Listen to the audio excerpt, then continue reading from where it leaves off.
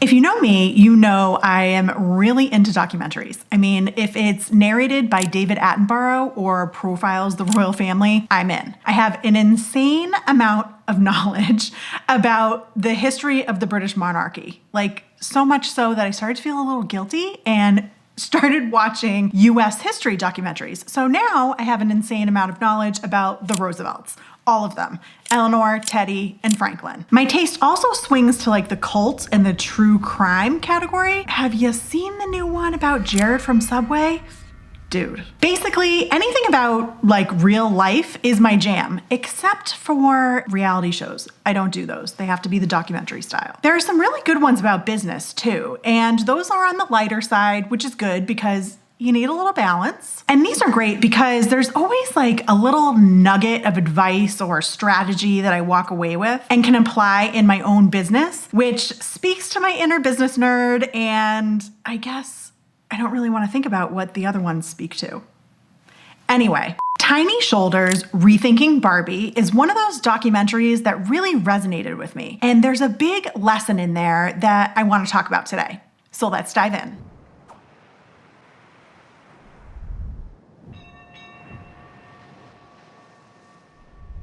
Hey there, I'm Heather Harris, founder of Copper Bottom Design Co., a boutique product development agency that specializes in creating planners and other stationery products. I've been building my business and the business of my clients since 2016, and I get inspiration everywhere, including watching TV. So like I said, that Tiny Shoulders Reinventing Barbie documentary on Hulu, I think it came out in 2018, really hit home because there's some good lessons in there. I found myself captivated by this behind the scenes look about how an iconic brand like Barbie approaches an upcoming product launch. The film follows the key players on Team Barbie as they build up to probably one of their most important product launches to date. And that's reinventing Barbie's controversial body type. The team struggles to stay relevant to modern conversations while also trying to adhere to their core brand values and their target audience. They go through the same struggles that any business would go through, you or I would go through as we're coming up on a product launch, although on a much larger scale than you and I. But we'll get there, right? There are many late nights, moments of anxiety, tears.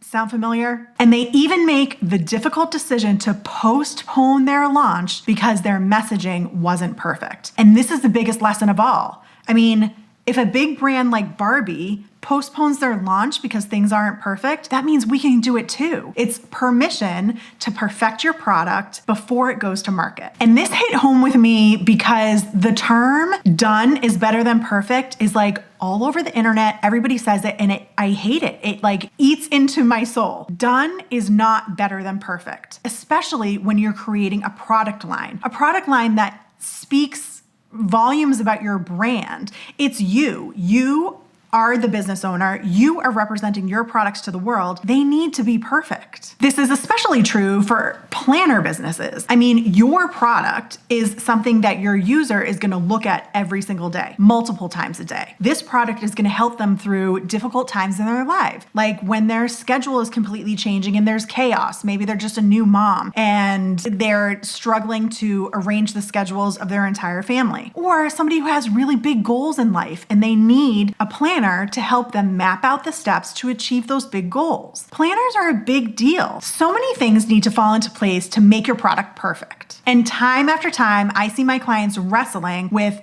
the decision to settle for something subpar versus blowing their timeline altogether. My advice is always to wait. And I know this might make you cringe because you need to launch a planner within a certain window. Planners have a start date and a clear end date. It's a calendar. So you need to launch it within a certain window, which is about 3 months before the product's start date. And then 1 to 2 months after the calendar start date, you need to put it on sale. If you don't sell them, you got to toss them in the garbage. So missing that window of launching in the planner world means that you have to postpone an entire year or change the format of your planner from a calendar year to maybe an academic year to kind of start selling it quicker. There's a lot of things that go into this decision, but my advice is always to wait. If you launch something that isn't great, it could flop. And we spend a lot of time and a lot of money developing these products. They can't flop. This is hard, and not everybody follows my advice,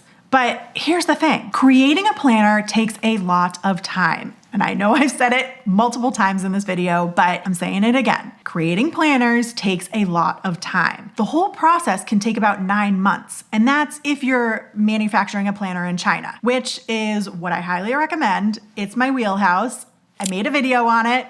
Watch that next. During those 9 months, a lot of things can come up. It's a lot of time. Have you heard those stories about construction projects where they quote you a price and a timeline of 6 weeks, but then when they get into it, they uncover something and it always triples, quadruples the timeline? So creating a planner is not like a construction project where the timeline quadruples. I say 9 months, but it could be shorter, and sometimes it is, most often it is, but sometimes it's not. When I'm planning my schedules, I plan extra timing into the timeline to help give us a buffer for any of those hiccups that come along the way. If something happens and something isn't right, I know that we have a few extra weeks in the timeline to resolve that issue and still end up delivering when we originally planned to deliver and everything's okay. But stuff happens, and sometimes you need to learn to pivot. If the pandemic taught us anything, or that episode in Friends, pivoting is necessary. So if you have to pivot and things come up,